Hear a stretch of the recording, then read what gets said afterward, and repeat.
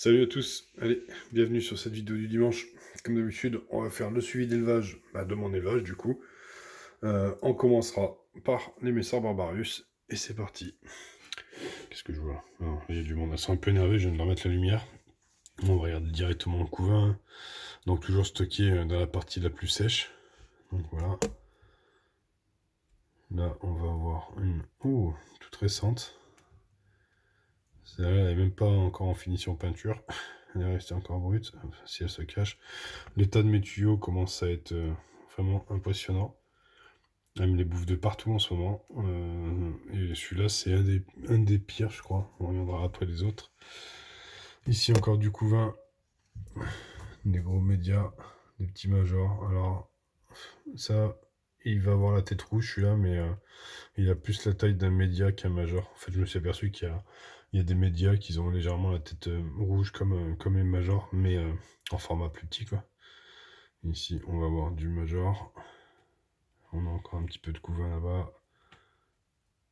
Voilà, quelques graines. Petite neuf. On va aller regarder ici tout de suite parce que je vois qu'on a un visuel dessus. Ici, alors vous verrez très mal parce que j'ai pas beaucoup de lumière, mais il y a une énorme nymphe qui est en train de se colorer.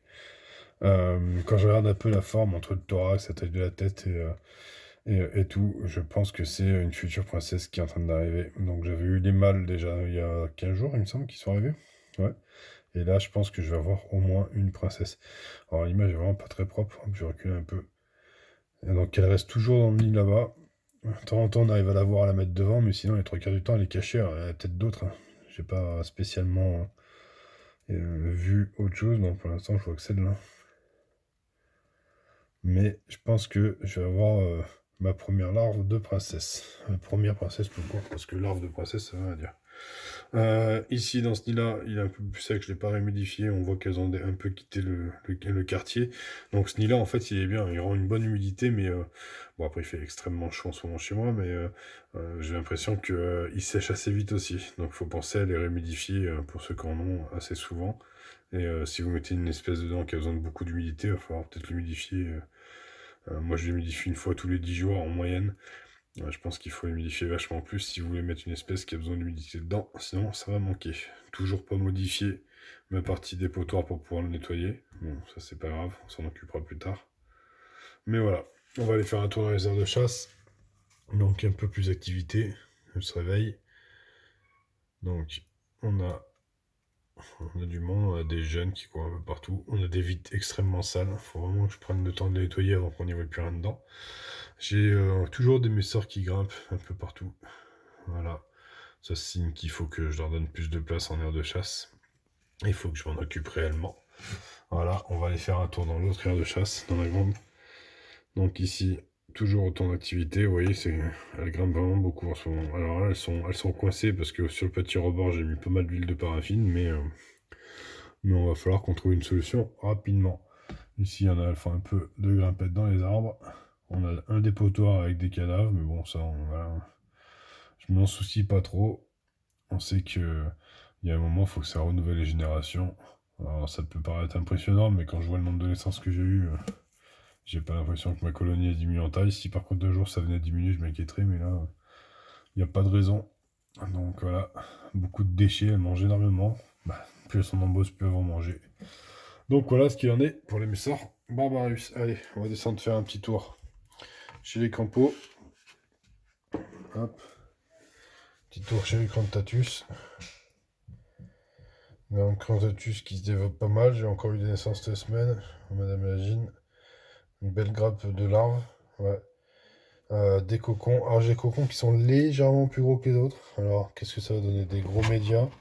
Je pense pas que ce soit déjà des majors, mais il y en a quelques-uns qui sont un poil plus gros. Vous voyez là, celui qui est en bas de l'écran il est plus petit et celui qui est hop là au fond il est plus long.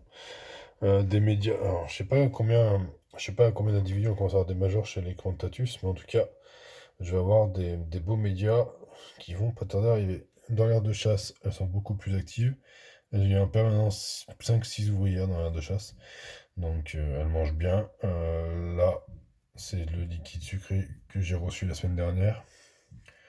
Celui-ci, je vous en parlerai juste après. Je vous en parlerai quand on sera chez les Manica. J'avais dit que je ferai un retour dimanche suite à mon unboxing et je vous en parlerai. Ici, on a la petite latéraliste. Alors, le nid est pas trop grand, il est bouché, hein. Donc voilà, elle se développe tranquillement. Elles sont 6 maintenant. Et ça avance peu perdre dans leur petit coin, un petit peu de couvain. Voilà. Tout se passe pas trop mal. Un nid presque sec, très peu d'humidité. Et ça a l'air de leur plaire. Donc voilà, air de chasse, bah, de temps en temps j'en ai une. Bon, assez timide quand même, donc... Oh, pourquoi j'ai pas de mise au point?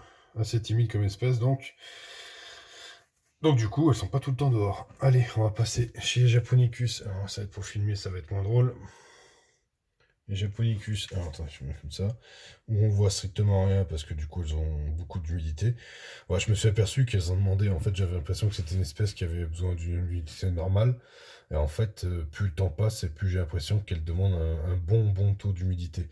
D'ailleurs, c'est peut-être ce qui correspond à la pseudo-diapose qu'elles m'ont faite, si bien c'était trop sec et elles ont pris ça comme une période de sécheresse et elles se sont mis en diapose. Là, elles sont légèrement, mais légèrement plus actives. On voit quand même qu'il fait une trophallaxie, elle a dû sortir manger. Et en fait, quand on regarde ici, je sais pas si vous le verrez, non, on le verra pas. J'arrive pas à avoir le point. Les œufs ont évolué, ils sont devenus des larves maintenant. Donc pas encore des cocons, mais ça en est pas loin.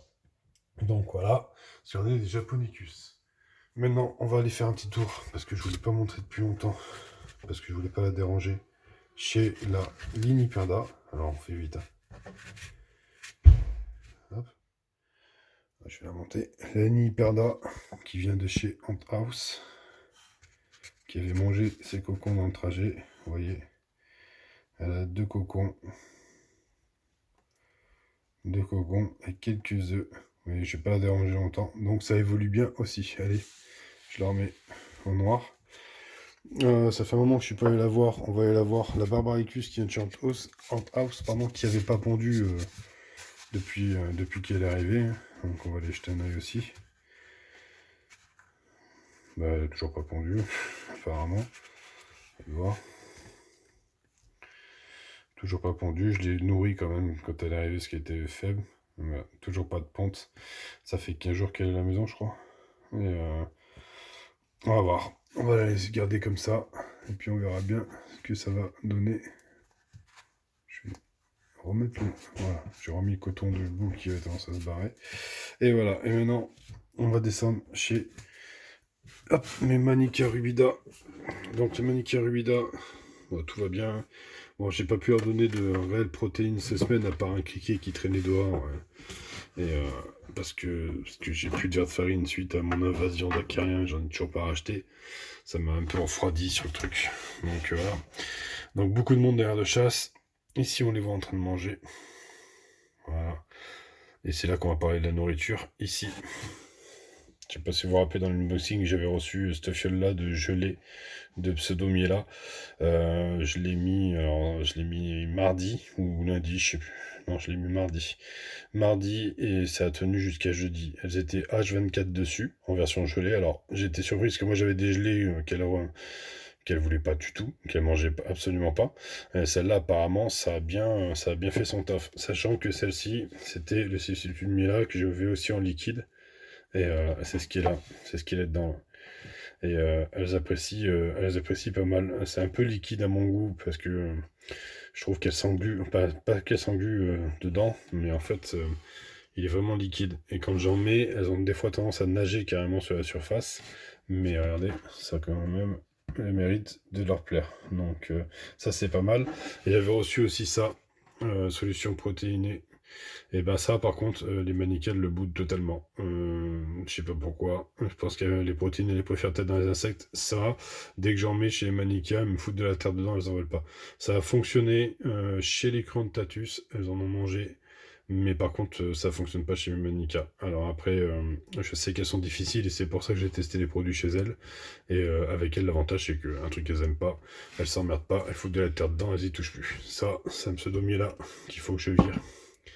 Parce que je nourris mes fourmis dans la semaine, mais vous voyez, j'ai tendance à laisser traîner mes sales gobelets. Donc voilà. Hop, on va regarder dans le couvain.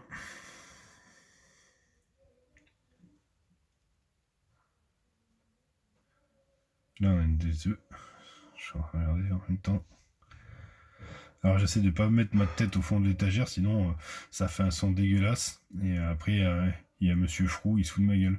Il me dit que mon son est moche quand je m'approche trop près de mon micro.